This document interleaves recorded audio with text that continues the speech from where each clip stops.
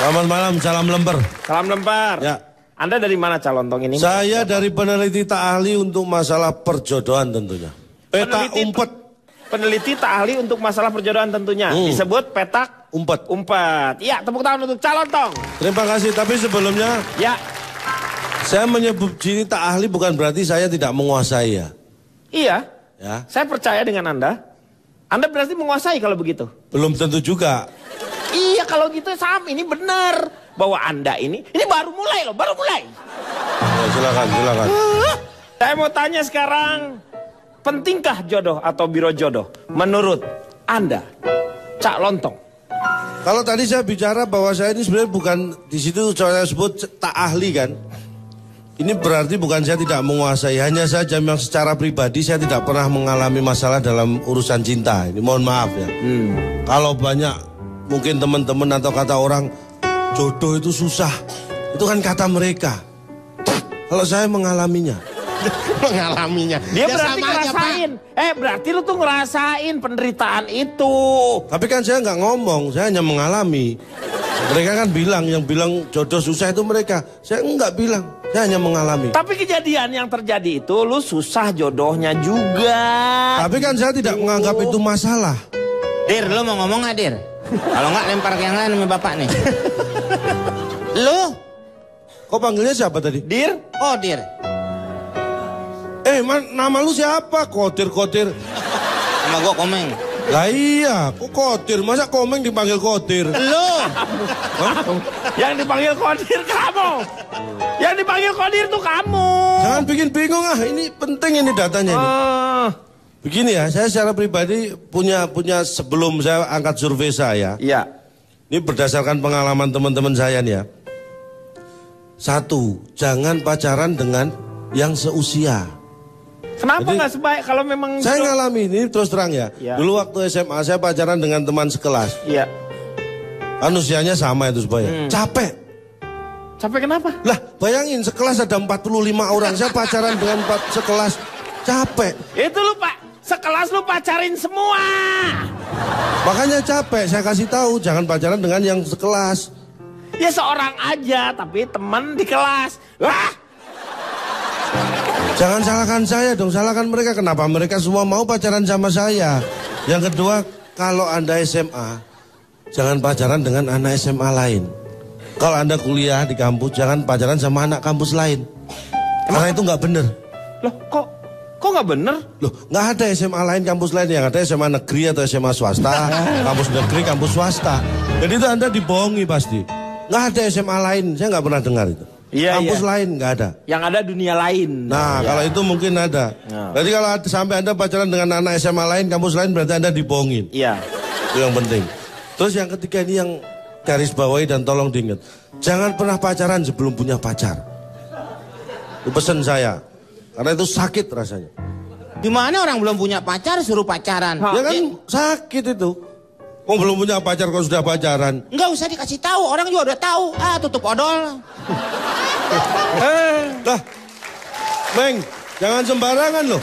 Coba bayangan, kalau nggak ada tutupnya, kebuka, apa nggak kering tuh odol? Emang bisa dipakai lagi? Penting. Nggak akan kering kalau lo nggak pencet. Ya juga sih. Tapi kan ada tutupnya. Jadi begini, kebanyakan di Indonesia ini, Anda pasti ingat kisah Siti Nurbaya. Iya, yang dijodohkan. Itu gimana sih ceritanya? Pak, dijodohkan Pak. Orang tuanya nggak setuju. Nah itulah, itu kan zaman dulu. Iya. Anak dijodohkan orang tua itu banyak yang menolak di Indonesia ini. Dan itu wajar. Itu tidak hanya di Indonesia. Orang berpikir normal pun, anak-anak dijodohkan orang tua pasti menolak. Karena dia masih anak-anak kok dijodohin sama orang yang sudah tua. Harusnya seenggak-enggaknya beda tahunnya jangan terlalu jauh. Lo ngomongnya bener gak sih? Ini bener, yang bener. Anak-anak dijodohkan sama orang tua, banyak menolak. Itu saya dukung bener. Karena kalau maksudnya orang tua Bapak, itu Ibu, untuk kebaikan si anaknya. Ini orang tua menjodohkan si anak dengan orang utan. Bapak yang salah menangkap. Nangkep apa?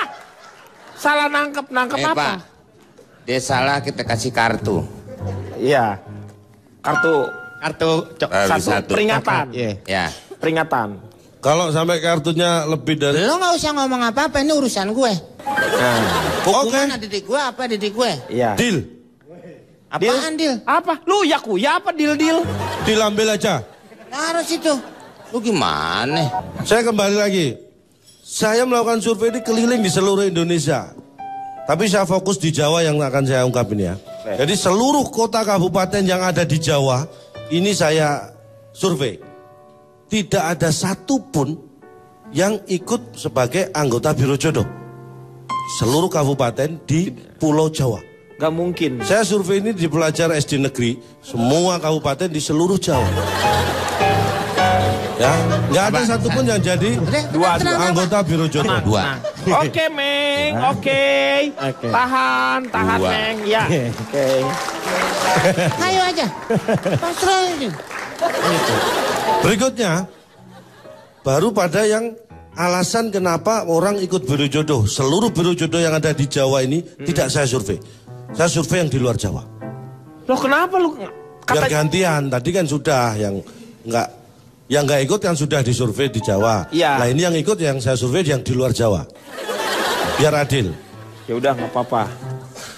Ternyata alasan seseorang ikut anggota Biro Jodoh itu 60% karena belum punya jodoh atau belum dapat jodoh.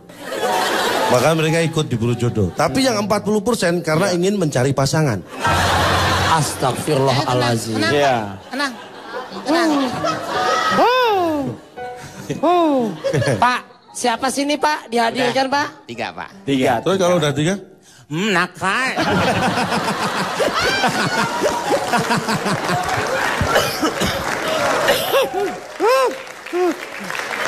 Pak, ini nggak bener nih Pak. Nggak benar gimana? Nah kalau hukumannya nakal gitu, harusnya kan nggak perlu nunggu 3. Setiap dia kesini kan boleh gini. Terus dari orang yang ikut Biro Jodoh, ini yang membuat Anda mungkin agak sedikit terpukau ya. Dari orang yang ikut Biro Jodoh itu 50% dapat jodoh setelah jadi anggota lebih dari 2 tahun. Jadi ikut Biro Jodoh lebih dari 2 tahun dia baru dapat jodoh. Jadi Setelah ternyata ikut Biro Jodoh pun itu nggak gampang, nggak langsung dapat jodoh, maksudnya seperti itu. Ya setelah 2 tahun. 50% ini. 50% yang ikut Biro Jodoh itu baru dapat jodohnya setelah ikut lebih dari 2 tahun.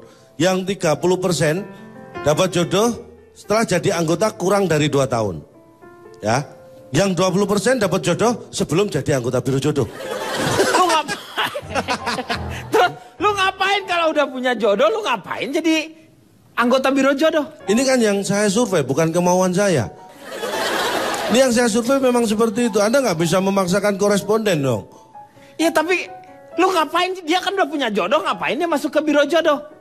Lah itu kan bukan saya juga. Tanya orangnya langsung. Yang responden, mau saya kumpulkan yang 20% ini. Nggak usah. Enggak, ya orangnya ke situ. Lo ngapain juga lo survei, biarin aja. Bingung. Ngomong bingung. Ini yang survei siapa? Diamin Pak. Ini kartu Pak. Ini kartu.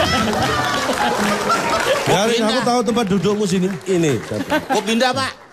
Diamin aja satu. Gue nggak duduk situ. Tuh, ngomong lagi Pak dia Pak. Ngomong lagi. 2. Gue diem aja. Loh, sudah ngomong lagi Pak. 3. Kalau sudah 3 Pak. Sudah 3. Iya. Lo ngambil yang itu kok. Ya mau ngapain? Kan milih yang enak, ngapain yang jelek? Saya lanjutkan Pak. Iya. Survei saya berhenti sampai di situ karena kalau saya lanjutkan lagi, saya yakin akan heboh. Akan banyak orang yang tidak ikut Biro Jodoh. Lo kenapa bisa Anda yakin sekali bahwa orang lain akan heboh? Siapa yang yakin? Anda barusan katanya. Itu hanya perasaan Anda. Saya ngomong aja nggak yakin kok. Anda Ngapain bisa yakin diomongin? gimana? Ngapain diomongin? Tapi kita harus belajar Pak ya. Belajar dari apa? Di Amerika dan Inggris itu tidak ada yang namanya Biro Jodoh. Ada dong. Nggak ada. Coba Anda cari. Yang ada pasti partner bureau. Nggak ada tulisan Biro Jodoh di Itu Inggris. arti artinya sama, artinya sama, artinya sama. Saya kan nggak bilang kalau artinya beda. Artinya sama. Saya mau tanya sama Pak Marwoto. Satu lagi pesan saya, Pak. Ah, udah, nggak usah. Pak Marwot aja. Lah, satu lagi pesan saya, tolong tanya Pak Marwoto. Kenapa? Gini. Cak. Menurut survei saya, kadang-kadang kita ini salah mencari jodoh kita karena kita salah tempat. Anda hidup di kota bukan berarti jodoh gampang ditemukan. Iya. Karena menurut survei saya, paling gampang menemukan jodoh itu di gunung. Bukan di kota, bukan di mall, bukan di mana tempat, tapi di gunung. Kenapa kok di gunung? Karena yang namanya jodoh itu nggak kemana-mana. Dan ada pepatah, tak lari gunung dikejar. Ini nyari jodoh di gunung itu gampang karena nggak lari kalau dikejar. Ah, pintu oplet. Yang penting bisa dibuka. Itu pesan saya. Itu peribahasa, nggak usah Itu jadi patokan peribahasa ada di lu. gunung. Lagian, jodoh tak kemana-mana. Maksudnya lu jodohnya kalau nggak kemana-mana berarti itu jodoh lu. Nah, tadi kan gunung nggak lari dikejar. Iya. Makanya gampang nyarinya. Kalau di kota kan dikejar lari. Jangankan jodoh copet aja yang bukan jodoh kita kejar lari. Ya namanya juga copet. Lagi lo pakai nyopet di situ. Coba lo nyopet di gunung.